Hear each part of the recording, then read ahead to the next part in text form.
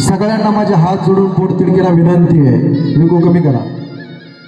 सज्जना हो, दारू पिऊ नका, गोवा मावा गुटखा खाऊ नका.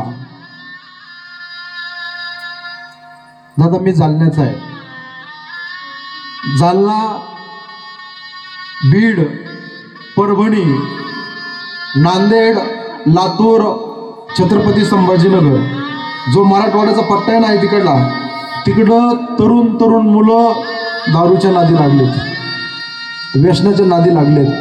माझी विनंती तुम्हाला बसलेल्या समाजाला, दादा हो व्यसन करू नका, दारू पिऊ नका. दारू लय वाईट असते हो. दारूने लोकांचे संसार उद्ध्वस्त झाले. माझ्या माय माऊलीच्या कपाळाचं कुंकू पुसले दारूना. हे बघा, दारूने 3 प्रकारची हानी आहे. तुमच्या डोळ्यात पाणी येईल, रडायला बसलेला समाज. बाळूमामाच्या समोर मी बोलतोय. पहिली हानी आर्थिक हानी आहे, दुसरी सामाजिक हानी आहे आणि तिसरी कौटुंबिक हानी आहे. आर्थिक हानी, खिशामध्ये पैसा राहत नाही. सामाजिक हानी, समाजामध्ये कोण विचारत नाही. आणि कौटुंबिक हानी, घरामध्ये कवडीची किंमत कोण देत नाही. म्हणून दारू पिऊन ह्या शरीराचं मातेरे करू नका. दारू फार वाईट असते राजाओ. दारू पिण्याच्या आधी छोट्या लेकरा बाळाचा विचार करा. तुमचे लहान लहान लेकरं तो घरी, मुलीचं लग्न करायचं आहे तुम्हाला, त्यांना त्यांच्या पायावरती उभा करायचं. तुमचं हृदय भरून येईल दादा. लय दारू पिली लिव्हर फुटेल, दारू पिली लिव्हर फुटेल, गुटखा खाल्ला तोंड फुटेल. पण इथं श्री संत बाळूमामाच्या मंदिराच्या समोर कीर्तनाला येऊन जर बसला ना, आयुष्याचं बंधन तुटेल.